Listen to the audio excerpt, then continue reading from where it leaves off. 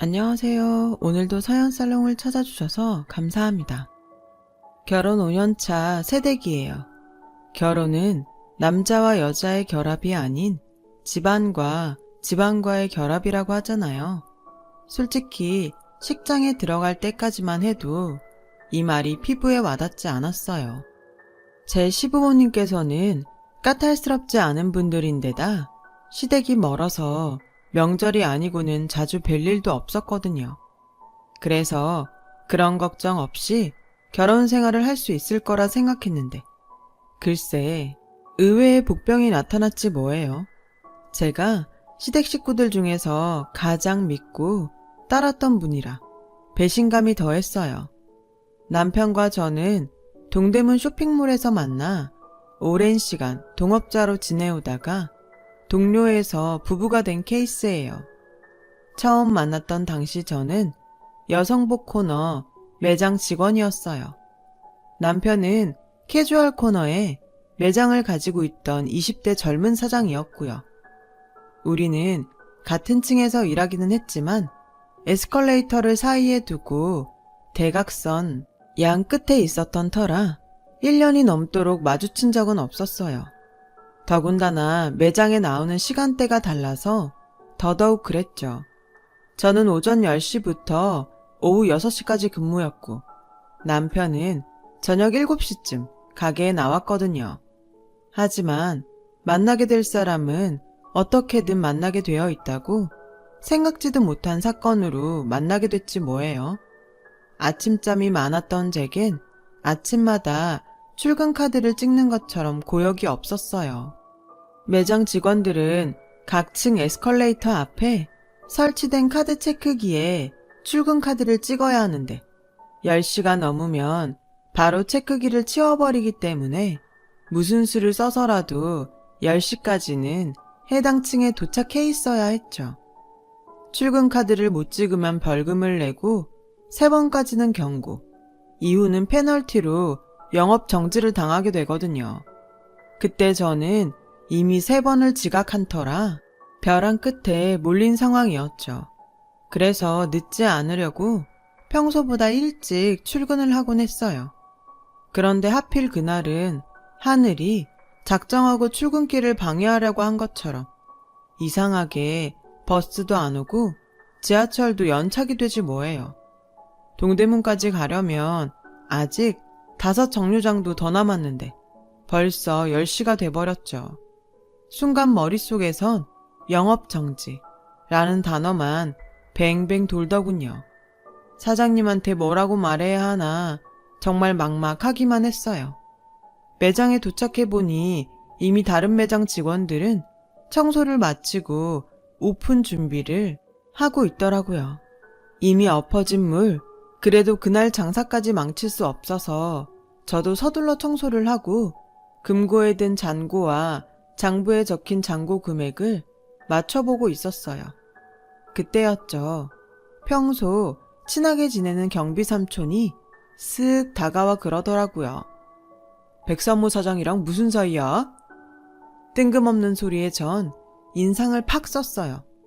무슨 사이긴요. 얼굴도 모르는데. 그나저나 저 곧 잘릴 거예요. 오늘 지각해서 영업정지 먹을 거니까.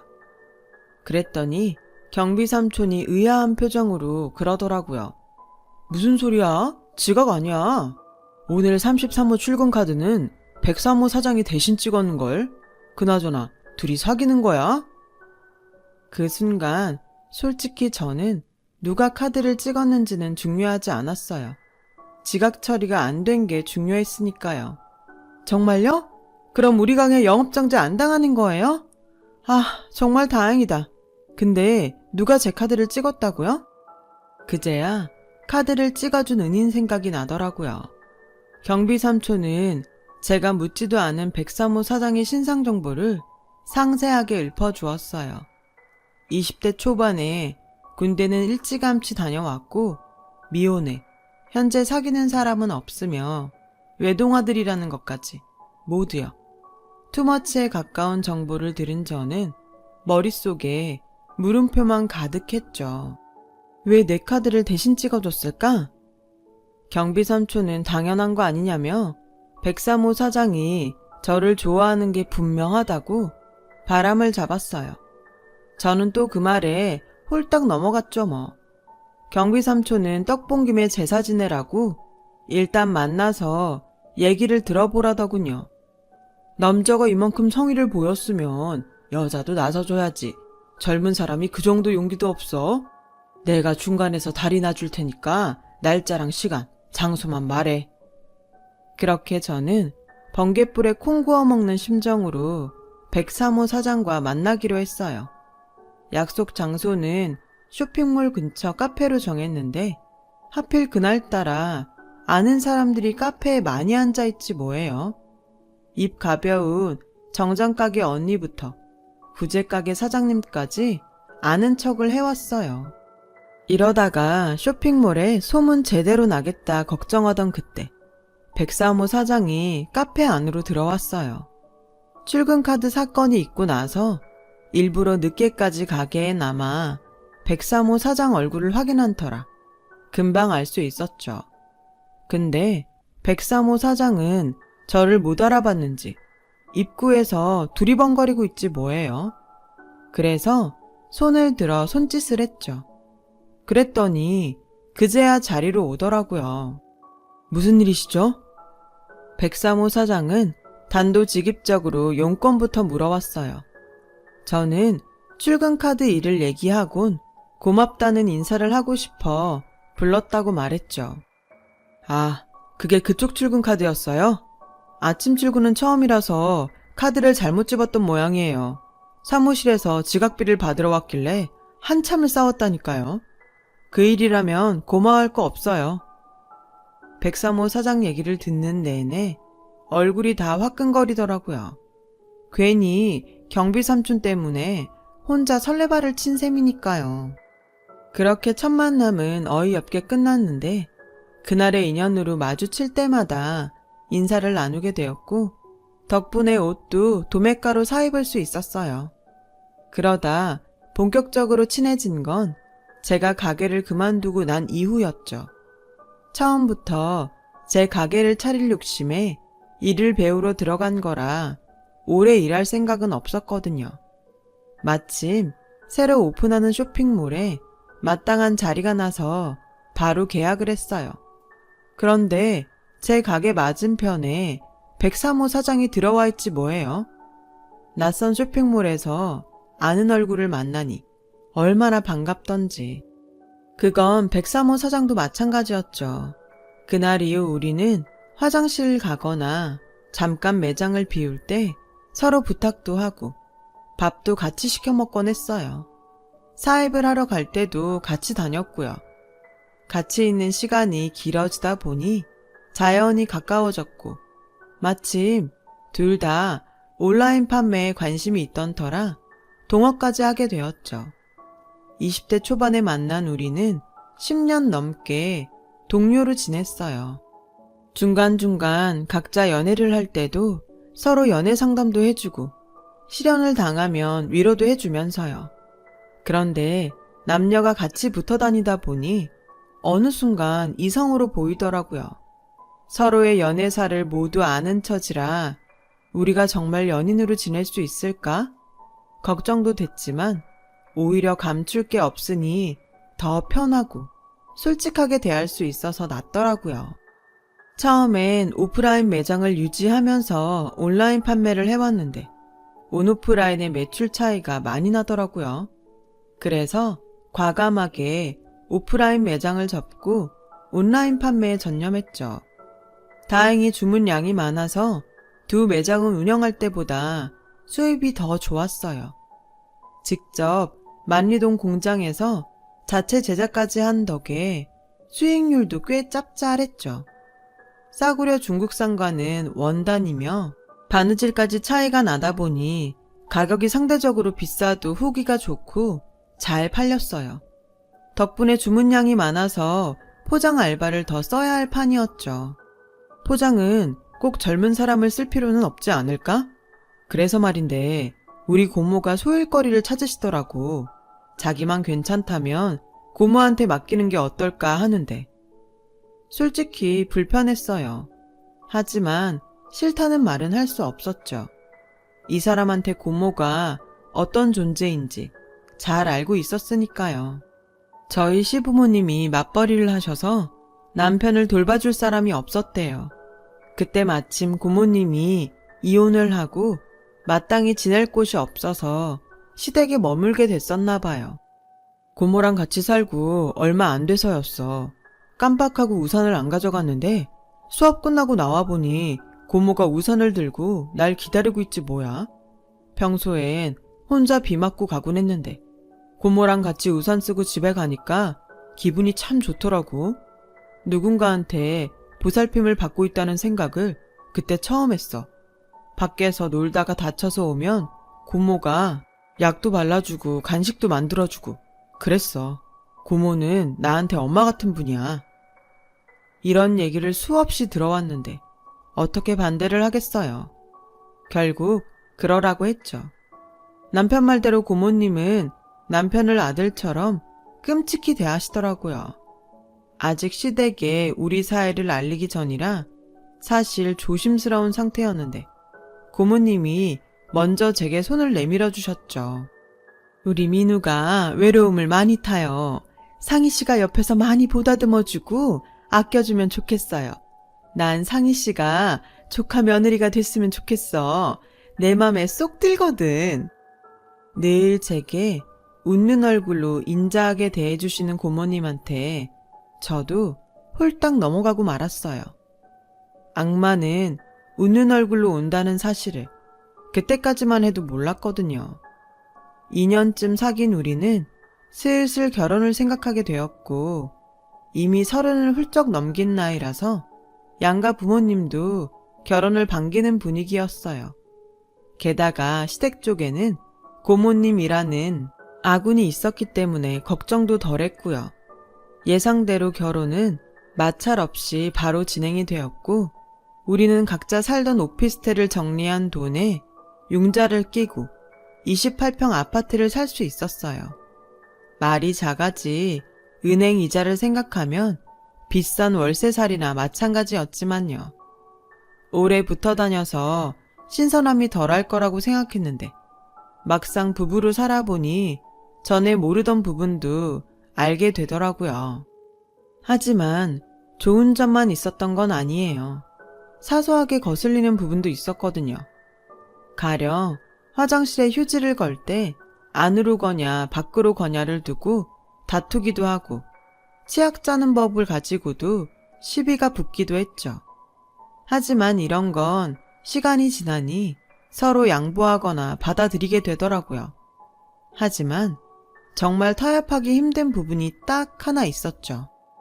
분명히 깔별로 30피스씩 입고 됐는데 판매된 거 빼고 3피스씩 빈다니까? 니트뿐만이 아니라 다른 것도 다 그래. 자기야, 아무래도 고모님이 제품에 손대시는 것 같아. 그게 무슨 소리야. 그럼 우리 고모가 도둑질이라도 했다는 거야 뭐야? 당신이 잘못된 거겠지. 우리 고모는 그럴 사람이 아니라고. 그동안 재고 파악을 고모님한테 맡겨왔는데 매번 입고에 비해 판매 수입이 적어서 제가 해봤더니 장수가 엄청 비더라고요. 그런데 남편은 고모님을 감싸고만 두니 정말 미치고 팔딱 뛸 노릇이었죠. 그래서 남편 몰래 창고에 카메라를 설치했어요. 그렇게 일주일이 지난 어느 날 밤 모두 퇴근한 틈을 타 사무실에서 녹화된 영상을 훑어봤어요. 역시나 고모님 짓이더라고요. 1시간가량 일찍 출근해서는 미리 제품을 깔별로 빼서는 어디론가 가지고 가시더군요. 고모님이 저희 회사에서 일하신 지 6년째니 그동안 얼마나 빼돌렸는지 가늠도 안 될 정도였죠. 내 식구 같았으면 당장 달려가서 한바탕 했겠지만 시댁 어른인데다 특히 남편이 가장 아끼는 분이니 어떻게 처리해야 할지 모르겠더라고요. 그렇다고 고양이한테 계속 생선을 맡길 수도 없고 말이에요. 그래서 생각 끝에 고모님을 찾아갔어요. 이런 얘기 꺼내는 거 솔직히 저도 힘들어요. 하지만 알고도 모른 척할 자신이 없어서 이렇게 찾아왔어요. 고모님, 제품에 손대셨죠? 이미 카메라에 찍힌 영상 보고 오는 길이니까 아니라고는 하지 마세요. 그이는 아직 몰라요. 앞으로도 알리지 않을 생각이에요. 그래서 말인데요. 고모님이 스스로 회사 그만둬 주세요. 그이한테는 적당히 둘러대 주시고요. 동영상을 확인했다는 말에 고모님은 얼굴이 빨갛게 달아올라선 아무 말도 못 하시더라고요. 그리고 다음날 몸이 아파서 더는 일을 못하겠다고 핑계를 대시곤 일을 그만두셨어요. 그렇게 잘 마무리가 됐다고 생각할 무렵이었죠. 추석이라 시댁에 내려갔는데 고모님이 와 계시더라고요.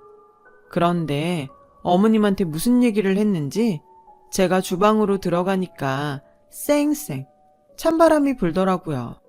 그건 아버님도 마찬가지였어요. 찜찜한 기분으로 명절 음식을 만들고 다음날 차례상을 치울 무렵이었죠. 아버님이 그러시는 거예요. 앞으론 명절에 안 내려와도 된다. 내키지도 않는데 억지춘향 노릇할 거 없단 얘기다. 그리고 니들이 보내주는 용돈도 필요 없으니 그 돈으로 니들끼리 잘 먹고 잘 살아라. 아버님은 식사도 안 하시고는 그대로 안방으로 들어가 버리셨어요. 어머님도 콧김이 푹푹 나오도록 한숨을 쉬시면서 저 보란 듯이 제가 사온 홍삼 액기스를 현관 앞에 내놓으셨어요. 이거 도로 가져가라. 시부모 용돈 몇 푼 주는 것도 돈 아까워서 벌벌 떠는 애가 이런 건 어떻게 사왔니? 그 잘난 친정 부모님이나 챙길 것이지. 그래서 여자를 잘 들어야 한다는 거야. 영문도 모른 채 시부모님한테 차례로 한 소리를 들은 저는 어떻게 대응을 해야 할지 모르겠더라고요. 그래서 고모님을 불러 무슨 일이 있었냐고 물었더니 싸늘하게 그러더군요. 너 어디서 배워먹은 버르장머리니? 네 눈엔 내가 아직도 직원으로 보이니? 어디서 사람을 우라가라야? 이게 아주 오냐오냐 했더니 시아버지 상투까지 잡으래네. 네가 뭘 잘못했으니까 오빠랑 올케가 저러는 거겠지. 지 잘못은 생각 안 하고 어디서 건방지게. 앞으로 이딴 일로 나 부르지 마. 나 네 얼굴 보는 거 불편하다. 고모님은 전과는 완전 다른 모습으로 저를 대하셨어요.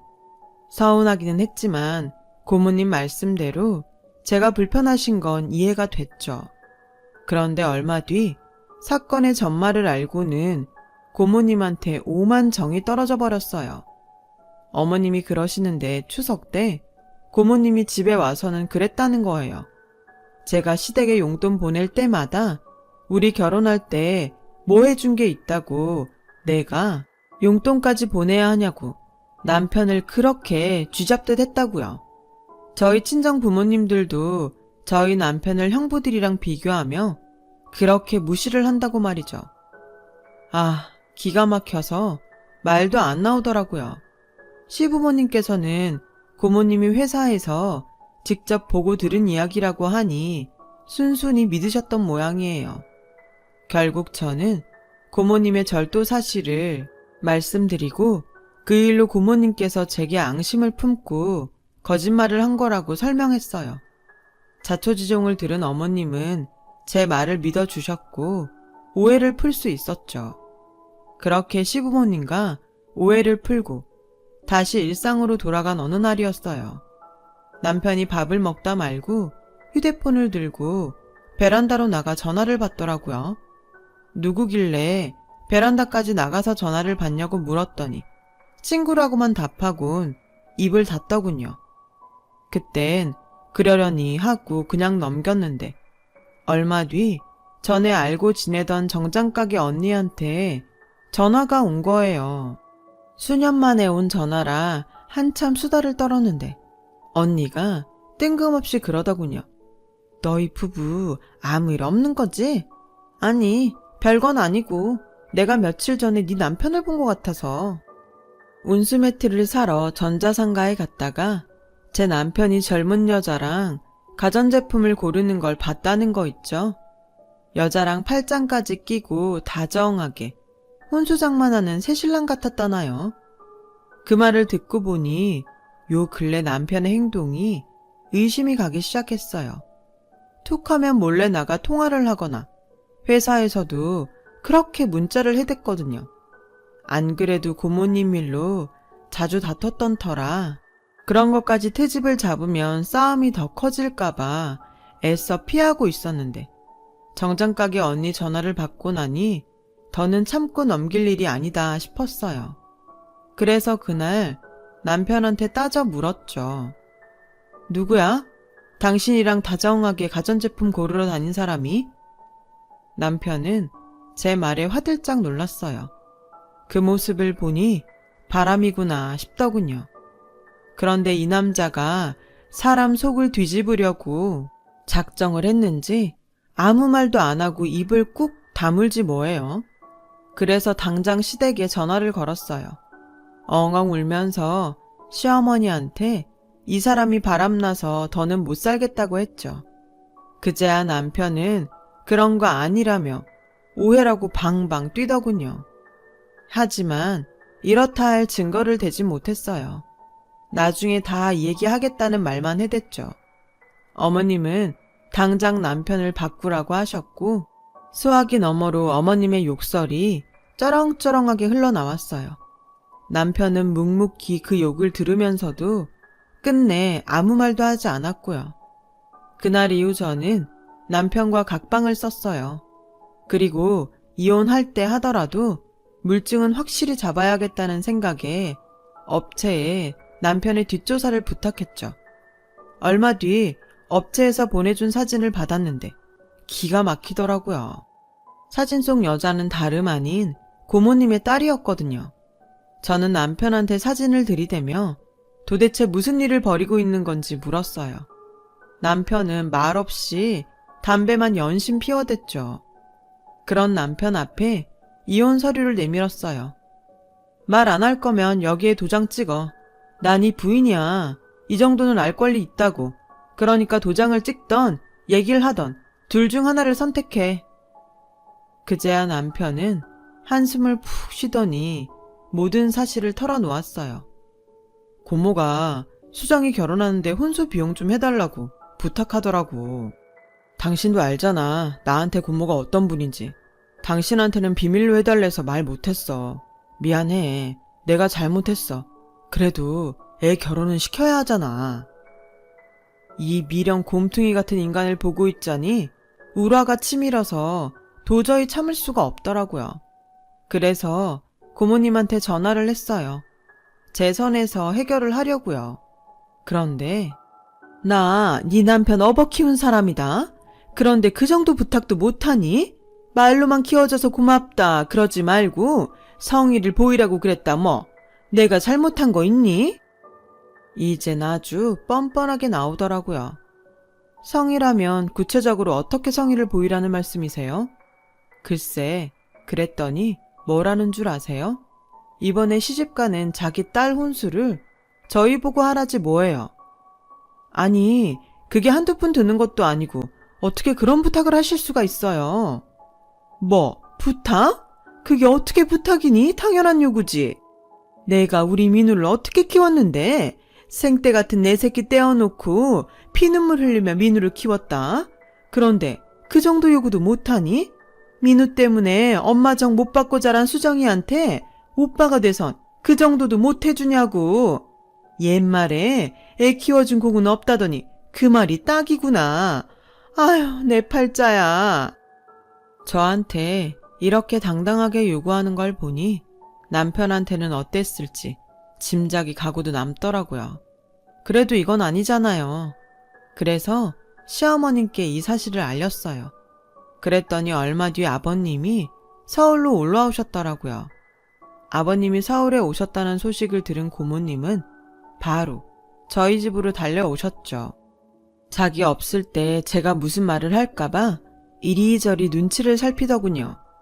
그러다 딸 결혼식 날짜를 잡았다며 시아버님께 청첩장을 내밀었어요. 그때였죠. 아버님이 안주머니에서 낡은 편지 봉투를 하나 꺼내셨어요. 그리곤 그 안에 든 편지를 고모님 앞에 내미셨어요.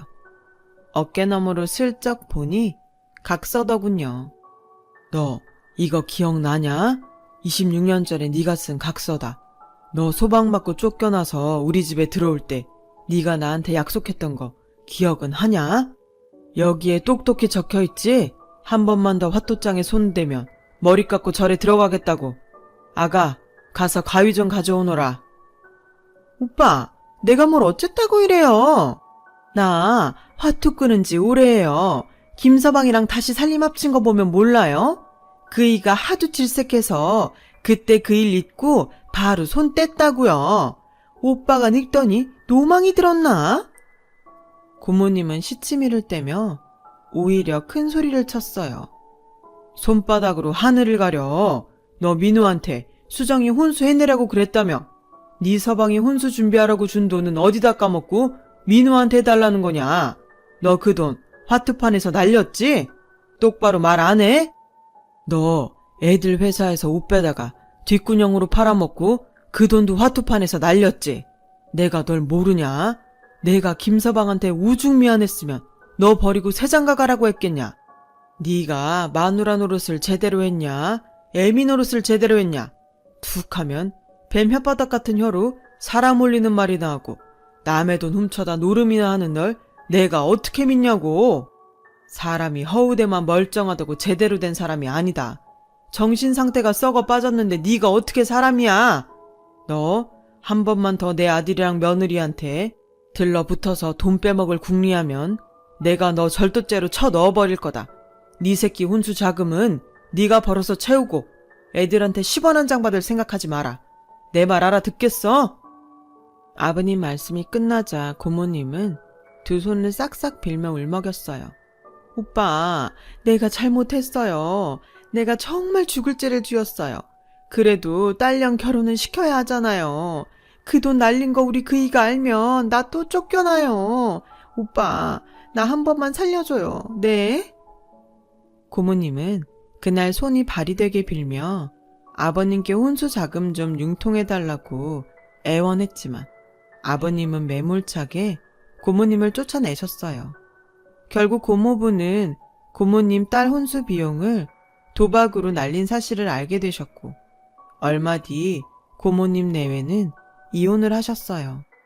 그 후로 저희 집으로 몇 번이나 찾아오셨지만 저는 문을 열어드리지 않았어요. 그건 남편도 마찬가지였고요. 남편 역시 그간의 고모님 행동을 보고는 깨달은 바가 있었던 거죠. 그리고 한 가지 더. 앞으로 한 번만 더 고모님한테 휘둘려서 호구짓하면 당장 이혼이라고 제가 엄포를 놓았거든요. 그렇게라도 안 하면 이 물렁한 남자가 언제 또 고모님한테 휘둘릴지 모를 일이니까요. 아무튼 이혼이 겁나긴 했는지 남편도 더 이상 고모님 편을 들지 않았어요. 결국 자신을 믿어준 사람들의 발등을 찍었던 고모님은 모든 사람들한테 버림을 받고 말았어요. 하지만 누굴 탓하겠어요? 자업자득인걸.